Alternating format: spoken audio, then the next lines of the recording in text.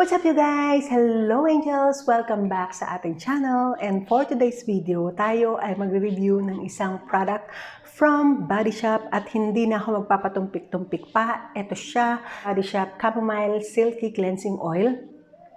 Nagamit ko na siya syempre sa mga product naman o skincare.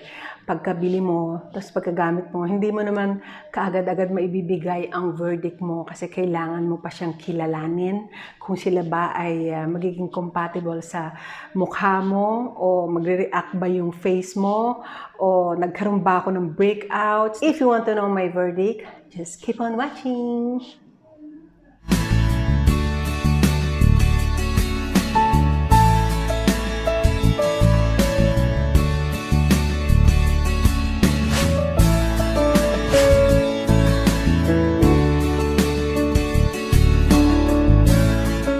Okay, bago tayo magpunta sa ating i-review, gusto ko lang thank you sa inyo sa patuloy niyong panonood at sa mga bago nakapapasok lang dito. Maraming salamat sa inyo at napadaan kayo dito. I-on nyo ang bell para updated kayo kada upload ko. Okay, mag-start na tayo sa ating i-review. Itong Body Shop Chamomile Cleansing Oil na to, Silky Cleansing Oil, ay nakuha ko ng sale. Kasi 'di ba sa Body Shop, pagka meron kang member card, nag-shopping ka sa Body Shop, tapos birthday month mo, bibigyan ka nila ng discount. I think 30%. Hindi ako sigurado. 30% yata, ganun. Basta nakuha ko siya ng 700 plus. Sale na yun. So, okay na rin dahil ang cleansing oil naman matipid gamitin. Ito ay made in UK. Yes, made in UK. So, pakita ko sa inyo yung detalye, syempre. So, ilalagay ko na lang dyan ng talagang super duper close-up niya. So, sa harapan, meron siyang Body Shop Chamomile Silky Cleansing Oil with Calming Chamomile Extract. 200 ml, 6.75 fluid ounces. And suitable for sensitive skin. Yun ang maganda sa kanya. Pwede siya sa sensitive skin. Tapos sa kanyang likod, yan yung kanyang detalye, ay meron dyan mga ingredients, blah. Alam na natin yun, mga directions, chuchu. Tapos yung manufacturing date niya, nandyan. At yung sa baba, address, tapos sa ilalim yung presyo. Maganda siya. Pump plastic. Ang masasabi ko dito, okay siya panglinis talaga ng face. Ipapakita ko naman sa inyo kung papaano ko ginawa, papaano ang paglinis ko. Siyempre, detalye, as you all know me. So, ang masasabi ko dito sa product ng Body Shop na to, amazing ang smell niya. Smells like parang smells like flowers. Nakakaano siya, basta masarap siyang amuyin. Masarap siyang amuyin kasi nga mabango. Ang question, kung nakakatanggal ba siya talaga ng makeup, hindi siya nakakatanggal ng mascara. I mean, ng waterproof mascara. Kahit naman yatang saan, hindi po pwede. Kasi nakagamit na rin ako ng ibang cleansing oil. Wala pa akong nasusubukan na cleansing oil na nakakatanggal talaga ng waterproof mascara. So, hindi ko pa natatry yung Show You Mura, pero sabi nila maganda daw yon. Kasi nga, minasahe ko muna siya, idalis ko yung makeup ko sa mukha. Tapos, kumuha ko ng tubig para i-mix yung water sa face ko para i-clean ulit in a circular motion. Angels, kung magmamassage kayo ng mukha, huwag pababa, kundi pataas. Magsisimula kayo dito. Tingin tayo sa hindi ko kita. Okay, dito muna ako titingin. Magsisimula kayo dito mag-massage. Pataas. Tapos pa ganyan. Basta wag pababa. Ang dami ko nakikita pababa eh. So, hindi maganda yon sa face natin, okay?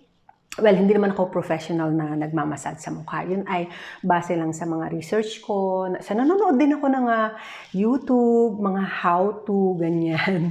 So, gusto ko lang i-share sa inyo. So, kung hawak kayo ng mukha o magmamassage kayo ng mukha, maglilinis kayo ng mukha, pataas, hindi pababa.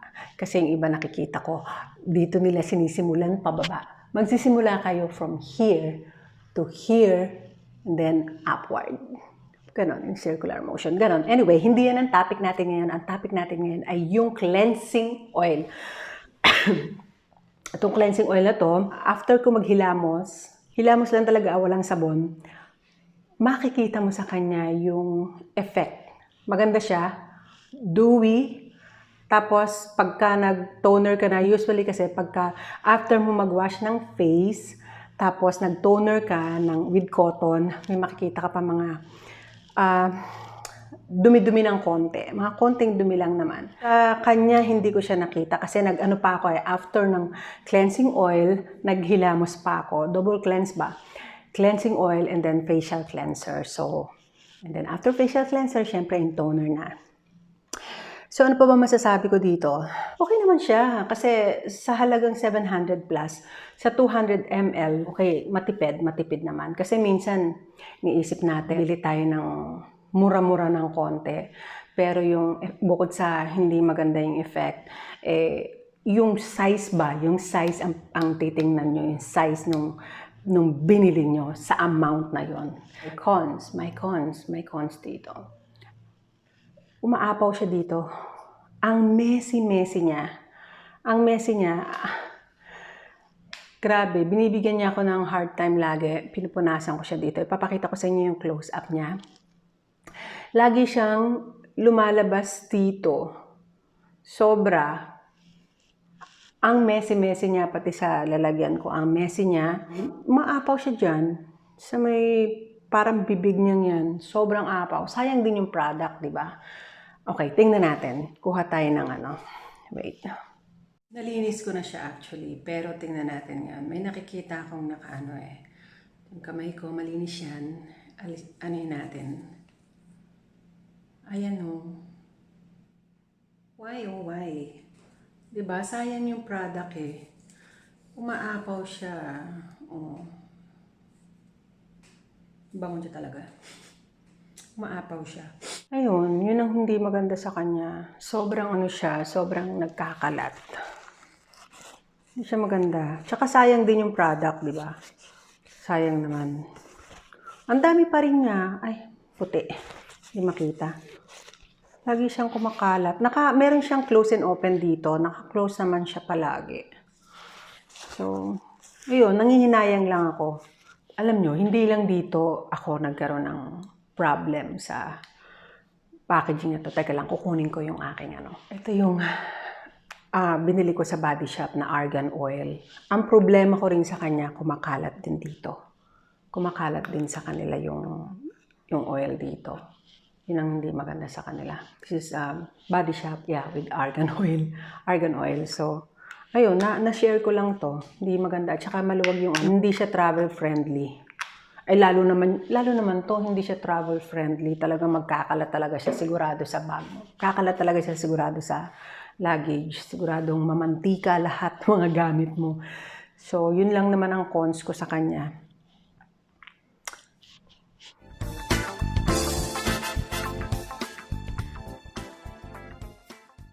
Okay, Angels, mag-start na tayo sa ating cleansing oil na demo. Kailangan malinis yung kamay nyo. Maghugas muna kayo ng kamay.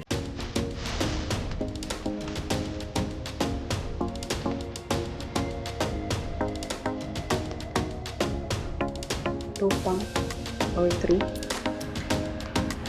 2, 3.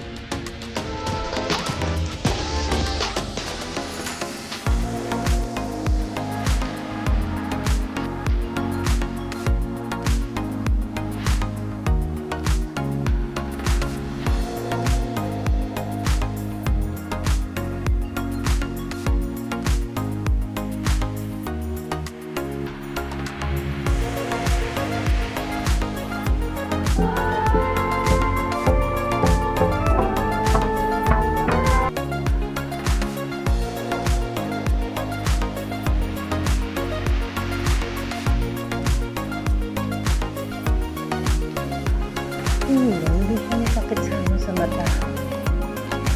Hindi siya masakit sa mata. Hindi ka tulad ng ibang cleansing oil. Malabo sa mata. Blurry eyes ka talaga. Ito hindi, okay lang. Nagustuhan ko na siya.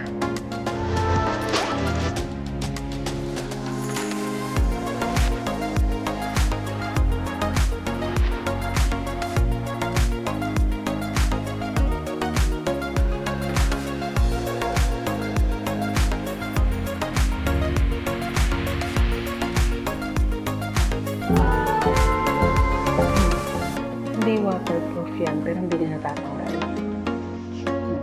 Ano lang talaga, eyeshadow lang talaga.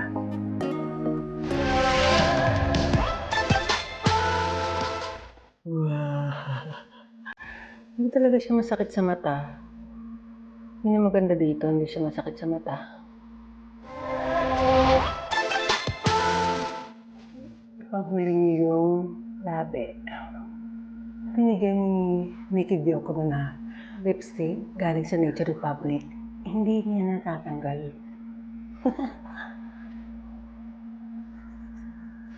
Yan natin ang tubig. Lagyan ko ng tubig. Nag-emulsify siya. No.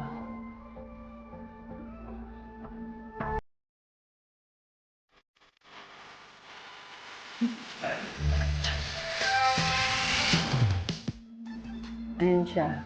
Meron pa siya natitirang mascara. Diyan, parang sinuntok. Ayan siya. At ang maganda sa kanya, hindi siya masakit sa mata. Yun ang importante. So, ang ginagawa ko dyan, syempre, tinatanggal ko ng using Q-tips, water. Kasi hindi naman siya waterproof, kaya naman tanggalin ng tubig. So, yun lang. Ang masasabi ko dito, tinan nyo. Hindi naman niya natanggal eh. Yan ang aking totoong skin. Nang walang kahit na anong kahilamos lang. So, yun lang. Tapos, mag-double cleanse kayo. Foam cleanser, tapos toner, yung mga beauty regimen yun na, skincare regimen, okay? Yun lang ang ating review sa ating cleansing oil from Body Shop.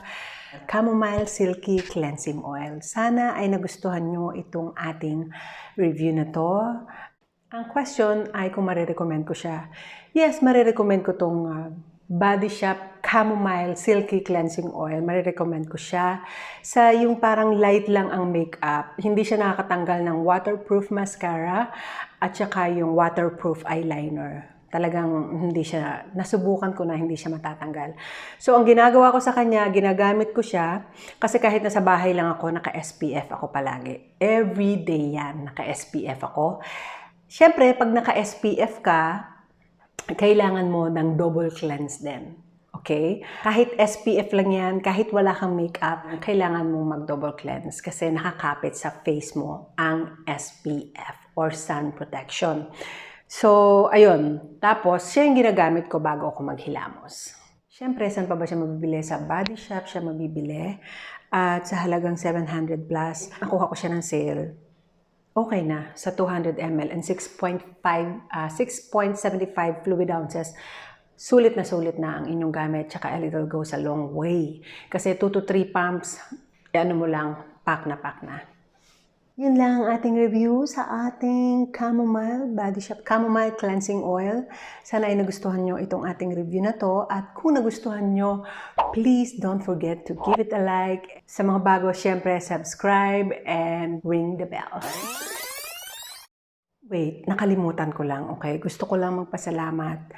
Suggestion o nirecommend ito sa akin ni Nikki Diokno. Okay siya.